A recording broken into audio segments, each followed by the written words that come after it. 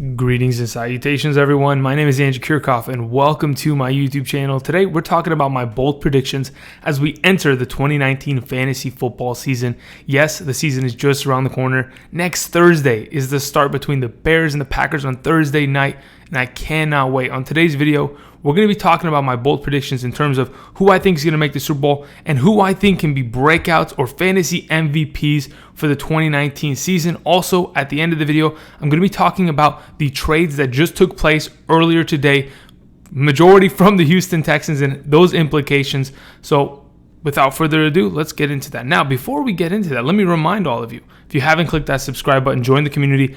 Help us get to that 7,000 subscriber mark. Thank you so much for all of you who have already supported the channel.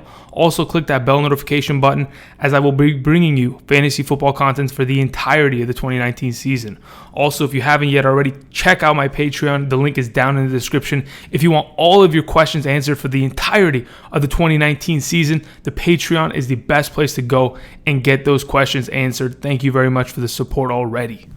Hey guys, how's it going? Okay, so we're talking about bold predictions. Now, I have a couple things that I want to talk about. I want to talk about who I think is going to make the Super Bowl, who I think is going to be the NFL MVP, the fantasy football MVP, who I think is going to win the rushing title, my comeback player of the year, and a couple statistical predictions, and a couple more fantasy football predictions. Then we'll get into the trades that took place earlier today. Now, if you don't really care for predictions, I mean, that's what fantasy football is, right? We're predicting the future. So if you don't care for it and you just want to hear about the context of what Carlos Hyde going to the Houston Texans and Laramie Tunsil and Kenny Stills, timestamp is down below. So I'm sure you guys could go and check that out. So let's talk about my predictions going into 2019. Now, last season I made probably an identical video, but I didn't add too much context around my opinions. Last year, my prediction was so bad, it was unbelievable. I had predicted that the Jaguars would be playing the Minnesota Vikings in the Super Bowl last season. Two of the teams that lost in the AFC and NFC championships. I thought they'd get back to the Super Bowl the following year, but as we all know, the Jacksonville Jaguars fell apart, and Kirk Cousins and that offensive line, Dalvin Cook's injuries, and a couple steps back from that defense didn't do them any good. But this season, my NFL Super Bowl winning team prediction as of right now is the thumbnail. Plain and simple, it's Drew Brees leading the New Orleans Saints and capturing his second Super Bowl victory. Now, here's the thing. I think we all know that the New Orleans Saints should have been in the Super Bowl last year. There's a reason why the NFL is going to court with the New Orleans Saints because of, they were predicting collusion, blah, blah, blah. There's a reason why pass interference calls can be challenged without even a challenge flag this year. There's a new rule, something of that nature, like all plays can be reviewable, whether it's a challenge or not. I don't know. There's so many things, but we all know that the Saints should have been in the Super Bowl last year. They should have been playing against the New England Patriots, and potentially they should have been our 2018 champions, but that's not the case. The Rams got there, and that history has been made. This coming season, I think Drew Brees is going to lead one of the most talented offenses that the Saints have had in years, bringing in Jared Cook, and already having an established offensive line, running game, a top receiver, an elite quarterback who, even though they continue to take away passing attempts from him, he continues to just be more and more efficient. The guy broke the record last season, Drew Brees, that is, for the highest completion percentage in a season. I think he had a 74% passing completion percentage. He's absolutely incredible, and I think in combination with a great offense, a solid defense, special teams, and good coaching staff, I predict that the New Orleans Saints are going to win the 2019 NFL Super Bowl. Now, moving on, let's talk about who I think is going to be the MVP of the regular season, of the National Football League, and the fantasy football MVP. So, obviously, with the trades that were made earlier today, the Houston Texans look really good. Therefore, I mean, it's no surprise that the MVP typically is going to be named a quarterback. Now, I could make the argument for Drew Brees or Matt Ryan or Patrick Mahomes once again, but I think this year, because of the fact that Andrew Luck retired, because my God, Andrew Luck really, he was one of the MVP candidates last season, turning that ship around. They started 1-4 and they ended up making the playoffs. this coming season, I think my MVP out of the AFC South, a team that right now has got all the pieces surrounding their quarterback, it's going to be Deshaun Watson in my eyes. I think he's a young quarterback, but going into his third year, he has the experience. He has the team surrounding him. Sure, you lose Lamar Miller. That's fine. This offseason, I mean, now that they've brought in Kenny Stills, brought in Laramie Tunsil, drafted offensive linemen, signed offensive linemen, sure, now you get rid of Lamar Miller. You have Carlos Hyde and Duke Johnson. You still have D-Hop. You still have Will Fuller, Kiki Cutie. Now you have Kenny Stills. I think Deshaun Watson, more than ever, and the Houston Texans more than ever, are trying to make that push. And I think with the talent that he has and the opportunity that he's going to be given within a division that clearly should be won by them, I think Deshaun Watson will be the 2019 league MVP for the National Football League. Now, sure, him playing well in the NFL could transition to a great fantasy football performance all in all. But I think fantasy football MVPs different than NFL MVPs. The NFL MVP is typically a quarterback. Very seldom do we ever get a running back like Adrian Peterson running 2,000 yards, winning the MVP. But did he even win the MVP that year, or was it Peyton Manning? Yeah, there's some weird things. The quarterback is just loved too greatly in the National Football League, but that's fine. But in fantasy football, we all know where our value comes from, and it comes from the running back position. So I think going into 2019, the player that I see being the MVP of the season is James Conner. Yes, James Conner. Now you might be thinking, Andrew, are you kidding me? James Conner? Yeah. For a guy that is being drafted outside of his position, what is he, like the number 8, 9 running back at his position? I have him higher, fine.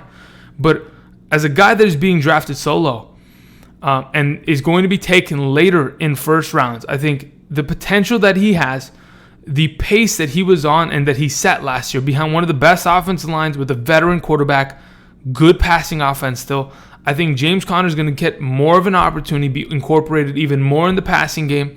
And I think he's going to be the 2019 fantasy football MVP. He's a guy that in 2020, I expect to be coming off the board within the top 5 picks. And I think even potentially in the top 3 after what he's able to accomplish this year. Yeah, I don't have him as my number 1 RB this year. But again, these are bold predictions, and I 100% am confident that James Conner is capable of this.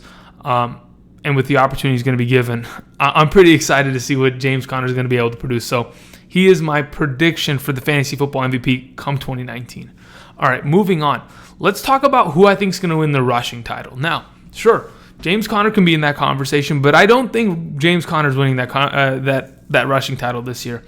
The race for the rushing title, in my eyes, breaks down between 2 to 3 players. Sure, you can make the argument for Saquon, but I think his incorporation in the passing game already, it's going to. I don't think all of his yards are going to come from the ground, but a couple guys that I think really can make the argument and step up and be that rushing title winner. One of them is Zeke Elliott, but he's not my choice. I think as of right now, Zeke might miss time, and until further notice, until perhaps he signs a new contract or attends practice and is ready to play week 1, I think Zeke is out of sight, out of mind. Yes, he won the rushing title in 2016, would have won it in 17 if he had played all 16 games, and won it in 2018. The guy's an incredible running back, but this coming season, with all the complications that is going on in Dallas right now with the contract issues, I predict the rushing title winner this year to be Nick Chubb of the Cleveland Browns, the former Georgia running back. I think he is going to run amok on the National Football League. The Cleveland Browns, yes, you see Baker, you see Njoku, Landry, Odell, Higgins, Callaway, and you think to yourself, this team is going to air it out. But let me tell you, Nick Chubb is going to get his. He's going to run the ball 20 times a game, and he's going to destroy defenses.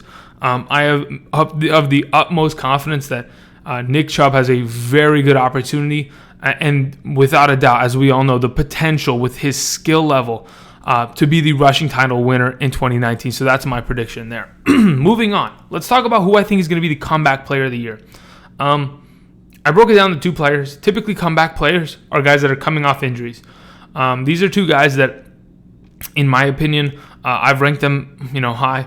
And I think because of how good they are, how talented they are, how much opportunity they have within their own team, I think, plain and simple, I think Carson Wentz and Dalvin Cook are my two comeback players of the year.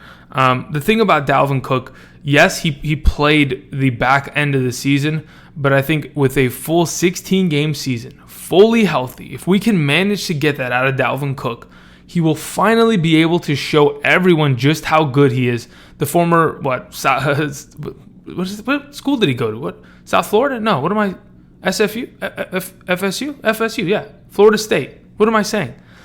Former Florida State running back, Dalvin Cook, the guy, yes, he tore his ACL his rookie season in 2017. Had the hamstring injuries all of last season. Has one of the worst offensive lines in the NFL. But I truly think a comeback season is in line for Dalvin Cook. He's going to return to form, and he's going to prove to everybody just why he is so valuable and why so many people are truthers for Dalvin Cook going into the future. Also, like I mentioned, so Carson Wentz was, let's be honest. In 2017, the guy was the league MVP. 33 touchdowns and 3,000 yards in 12 weeks. To be honest, if he didn't tear his ACL, the guy was winning the National Football League MVP. Last season, in the games that he played, Carson Wentz was a great quarterback. Don't be fooled. Yeah, he had one game where he threw a bunch of interceptions to the Saints, but the rest of the week, the guy is a 2 to 3 touchdown kind of performer. And with that offense, the improvements they've made, offensive line, receivers, running backs, defensively, they're going to still, they're going to struggle in the secondary. Their defensive line's great. The front seven's fine. Secondary could be a liability, but that's not a problem for fantasy owners. Why? Because at least a guy like Carson Wentz can come back and have to be able to compete in high-scoring games and have to throw the ball. We already know the Eagles want to throw the ball a bunch. Even last season, I think as a team, they threw the ball nearly 63, 65% of the time. And that's where they kind of want to be in the Doug Peterson era. My comeback players of the year this coming season, it's either going to be Carson Wentz or Dalvin Cook.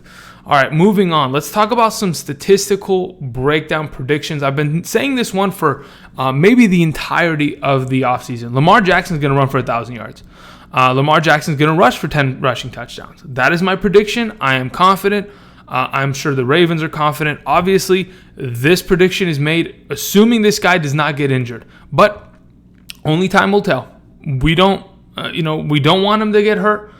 And by all means, as long as he can avoid a knee, leg, getting hit too hard, concussions, I think Lamar Jackson, a guy that in the last 7 games of the 2018 season averaged 75 plus rushing yards a game. This guy's in line to lead the league. A guy that was number 10 in red zone rushing attempts amongst all players last season.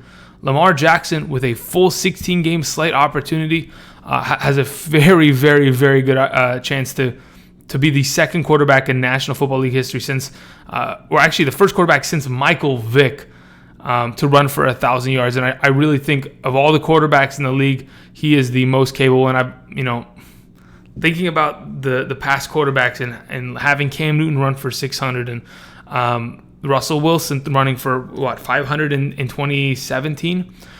We've seen quarterbacks, or was it Cam Newton that ran for 8?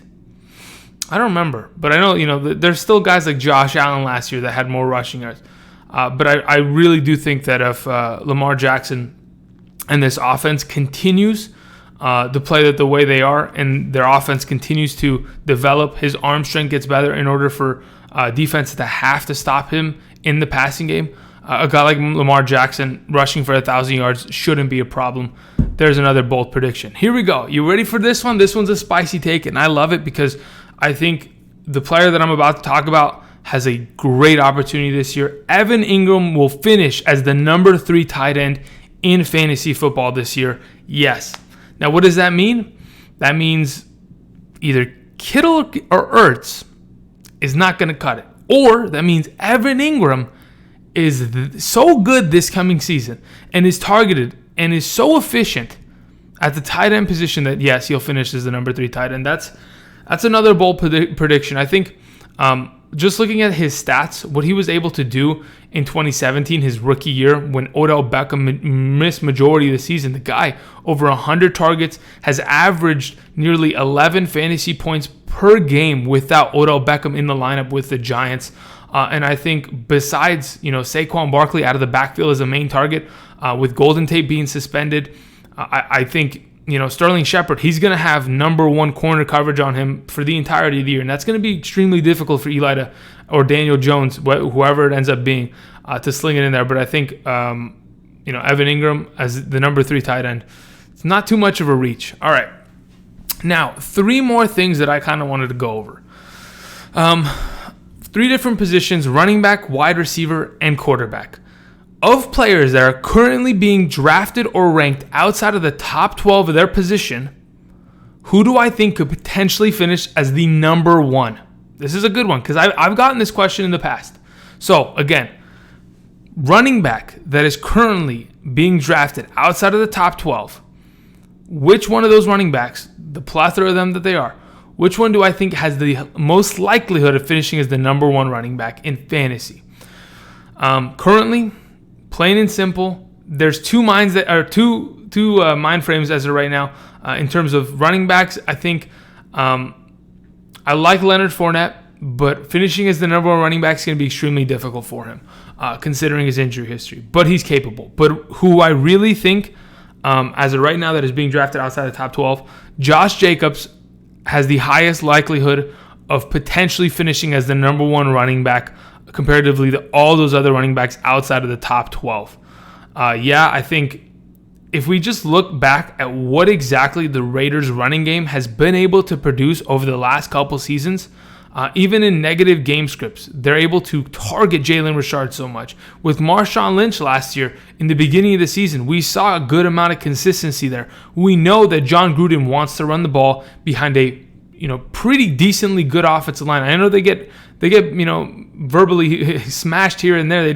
People don't really want to respect their offensive line talent, but I really do think that the Raiders have a better offensive line than many people think, and I think Josh Jacobs has a very good chance of, if anybody outside the top 12 to finish number 1, he's my guy. Moving on, wide receiver, same exact thing. Outside the top 12, who I think could finish as the number 1 wide receiver. This one's tougher. I think wide receivers being the number 1, wide receiver in fantasy football requires a lot of things. Targets, number 1, red zone opportunity, number 2, and talent. And I think all 3 of those things lie in within Kenny Golladay. And out of all the wide receivers right now that are outside the top 12, I think Kenny Golladay has the best chance of finishing as the number 1. Yeah, that's a far stretch. I'm not saying he's going to. I'm saying that if I was to put money on one guy out of the to 13 to 100 range to finish as the number 1 wide receiver, it's Kenny G. The reasoning why, I think, yes, we understand that the Lions want to run the ball more. Kerryon Johnson, C.J. Anderson, they just they got rid of Theo Riddick and Zach Zinner this offseason, excuse me. The way I see it, if Matthew Stafford's healthy, he has a good veteran offensive line that is great at pass blocking. You have a lot of offensive weapons. You have Hawkinson, you have Amendola, you have Marvin Jones. But Kenny Golladay can be the Calvin Megatron Johnson of this team. Sure, he's not as talented. And sure, maybe he's not going to have as many touchdowns. But in terms of targets and ability, I think he has a good opportunity to surprise a lot of people this season. The last guy I wanted to mention at the quarterback position, a guy being selected out of the first round who can finish as the number 1, it's Ben Roethlisberger.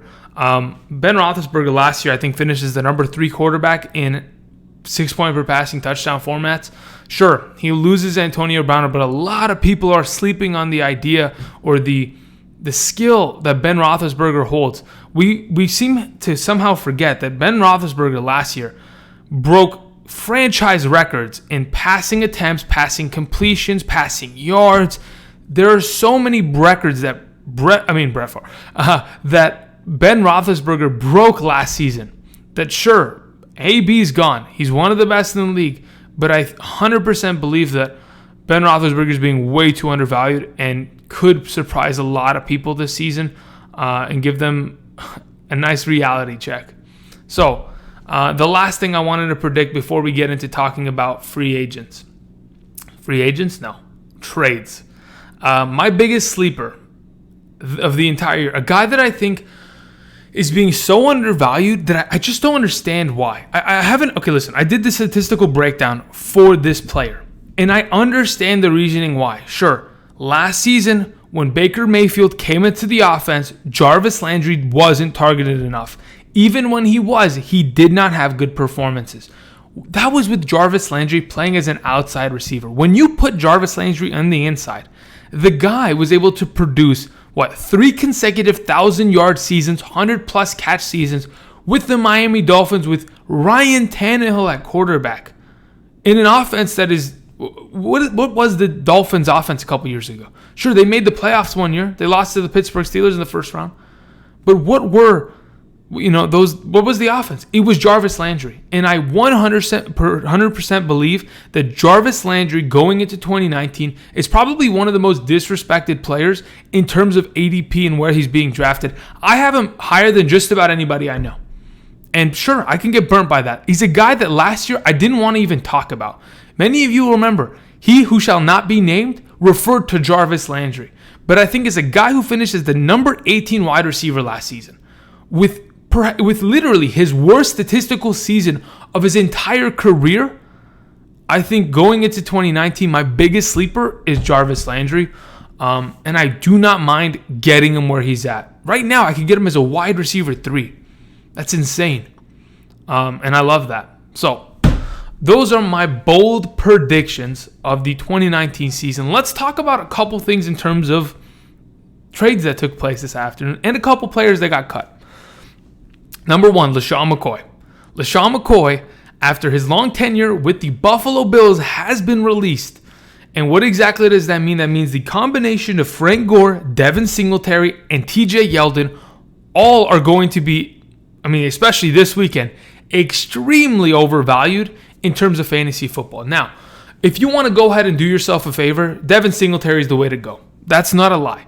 Devin Singletary is going to be the future running back of this team. Now, I don't expect them to give him the full reign of the backfield come week 1 because I know Frank Gore, that 39-year-old monster, what is he, 99 years old? I don't know. That monster is still kicking. That legend is going to be a contributor in this backfield. TJ Yeldon, again, if you guys didn't watch the Leonard Fournette video, the guy was the number 8 running back from weeks 1 through 8 last season in half PPR scoring formats. TJ Yeldon is a great receiving PPR back. Now, Devin Singletary is going to have to really earn the job. He looked great this offseason during the preseason. Sure, he needs to get better. He's a rookie. He's going to get there. But I think as a guy who's going to lead the team probably from weeks 9 through 17, Devin Singletary is a guy that I want on my team. I'm willing to wait and see how he develops as such. Now, if you want a cheaper value, sure, Frank Gore in the running game, but I think TJ Yeldon, if he can be used in this rotation, especially in the passing game, can find a lot of value. Now, the question remains, where does LeSean McCoy land? I think the best place for him to go is Tampa Bay. Plain and simple, the Tampa Bay Buccaneers are in need of a running back so badly. Peyton Barber and Ronald Jones and Andre Ellington, they're not going to cut it. Jaquiz Rodgers, that does not cut it in the NFL no more. And to be honest, that kind of a rotation is not going to win you games. Sure, the offensive line of the Tampa Bay Buccaneers is god-awful, but you need a receiving running back that has experience and can at least help Jameis Winston. And I think LeSean McCoy can do that for this team. Other than that, I've heard rumors that he ends up with, the Chiefs? I don't think that's going to happen. There's a reason why the Chiefs traded away Carlos Hyde this afternoon. But it could have been to go and acquire Andy Reid's old favorite running back. That's always a possibility. But I think Tampa Bay is the best place to land for him. Other than that, if the Tampa Bay Buccaneers do not get LeSean McCoy, they need to do me a favor, and they need to go get Adrian Peterson. They need to go get Adrian Peterson and just plug him in. Week 1, he'll go, and he'll run for 1,000 yards. The guy is a monster. Talking about legend running backs, the guy will just tear apart the league. But hopefully, Tampa Bay figures it out. But either way, LeSean McCoy as of right now, I'm not suggesting you drop him because I think he's going to end up somewhere. and have some sort of fantasy value where he lands up. So if in fact you have him, and the question is, hey, do I drop him for Devin Singletary? I think that's a decent idea, but I really do think that if LeSean McCoy can sign with the team and be their automatic RB1, you would have made a mistake dropping him. That's just my thoughts. Moving on, I want to talk about the Houston Texans, what they were able to do this afternoon. They traded away Clowney to the Seattle Seahawks, and like I was talking about defenses yesterday, the Seahawks defense looks even better this season as they add a all-pro outside linebacker / defensive end that is just going to cause havoc, and that's fantastic. So other than that, the Houston Texans, they get back, I think they got back, they got a linebacker and they got Barkevius Mingo, so defensive end linebacker, and then they got a third-round pick for giving that up. Now, also on top of that, they went ahead and they went and traded with the Miami Dolphins, and they acquired Laramie Tunsil, left tackle, a guy that was drafted out of Ole Miss a couple years back with the 7th overall pick. Some video came out before the draft because he wanted to get drafted somewhere better of him smoking weed and, oh my God, panic. And then he fell down the draft board. Either way, he's a great left tackle, and adding a left tackle as such. Now that let's be honest. The Houston Texans, they had DeJuan Brown. They traded him away to the Seahawks. He was a fantastic left tackle. He was the guy that Deshaun Watson needed. And they got rid of him, and Deshaun Watson paid for it. He was sacked the most out of all quarterbacks last year, I think 52 times. Now that you add Laramie Tunsil, a great left tackle, and you bring in also Kenny Stills, because Kiki Cutie right now is injured, and he's on the right track to get onto the get out of the trainer's room and potentially not be injured. But when we're looking at the offensive lineup of this team, they bring in Laramie Tunsil, they bring in Kenny Stills, that is going to be a slot receiver. I mean, whether or not Kiki Cutie and Will Fuller stay healthy, I'm pretty sure Kenny Stills can stay healthy. I know he dealt with some injuries last year that were pretty significant, but D-Hop, it only helps D-Hop. I honestly think, no matter what the rotation is, D-Hop's just going to get his targets and be perfectly fine. The guy played 99% of the snaps last year. And on top of that, a guy that everybody was asking me about, Duke Johnson. Andrew, Duke Johnson's going in the 6th. Should I take him in the 5th? Andrew, guys, I literally said it maybe 200,000 times. They're going to sign another running back. They are going to trade for another running back. Duke Johnson is not a 3-down back. And hopefully you guys did not get burnt by drafting Duke Johnson early. I said it so many damn times. Okay? Even during that live stream, so many people asked me, guys, Duke Johnson is going to get another running back to join him, and he's not going to run this backfield by himself. That's what they did. They traded with the Kansas City Chiefs. They acquired Carlos Hyde. And Carlos Hyde, in 2017, let's not forget, the guy was he was a top 8 running back. I think in fantasy, he was the number 9 or 8 running back. He's a guy that not too long ago, yes, he's been jumping around jersey to jersey, but not too long ago was a pretty solid contributor for the 49ers. Sure, he went to the Cleveland Browns and looked good. He looked good. Nick Chubb took that job, but that's fine. They traded him away to Jacksonville. In Jacksonville, everything sputtered. He went to the Chiefs, wasn't able to beat anybody out. Darwin Thompson beat him out before the season even started. Carlos Hyde is going to join this team. Sure, he's not going to be amazing. The guy could be a top 30 back potentially, but I don't think he's going to get the ball 225 times. They're going to split between Duke Johnson and him. They're going to be flex plays at best going into 2019. I think in terms of the improvements to the offense and how this helps Deshaun Watson, this is the time for the Houston Texans, like I mentioned, to make that run, and I think they're going to be able to do so. Anyway, so in terms of that value, Damian Williams, Darwin Thompson, looks good for them. Kenny Stills gets to a better home where there's an actual quarterback that can throw him a ball. Sure, Will Fuller might lose some value here and there, but to be honest, Will Fuller is going to shoot himself in the foot or injure himself some other way to miss some time. Deshaun Watson is going to be my 2019 MVP. I'm waiting for it. Thank you, everybody, for watching. If you like this kind of content and you want to see more this coming week, Tuesday, running back rankings. Wednesday, wide receiver rankings. Thursday, we got quarterbacks and tight ends. Friday, we have hidden gems. Saturday, we probably will do a live stream. Sunday morning, you know what it's about.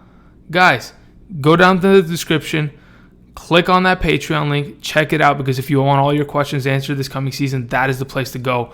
I will not be answering questions throughout all of the comments in the comment section this year. Again, let me remind you, if you've come this far and you haven't heard this explanation, last year I saw nearly 1,200 questions a week, whether it was on the comment section or on Twitter. I cannot afford, in terms of time and effort, to answer every single one of your questions. Now, why? Because let's be honest, the view count is going to go up. The comments, they're going to go up. And if I answer one of your questions, I got to answer all of your questions. I'm fair like that. And I don't have the time to answer your questions, plain and simple. Now, if you go to my Patreon, which, yeah, there's a monetary value there. That kind of support at least gives me some backing. So when I answer your question, at least I know I'm getting something out of it. I'm not just spending, like I used to, 12 hours a week answering questions in the comment section in order to just hope that you subscribe or that you like the video. It's got to, I've got to look out for myself, because a lot of this is difficult, and being able to, use so much time and effort on questions as such, I'm going to do it this year, because there's a lot of you at the Patreon.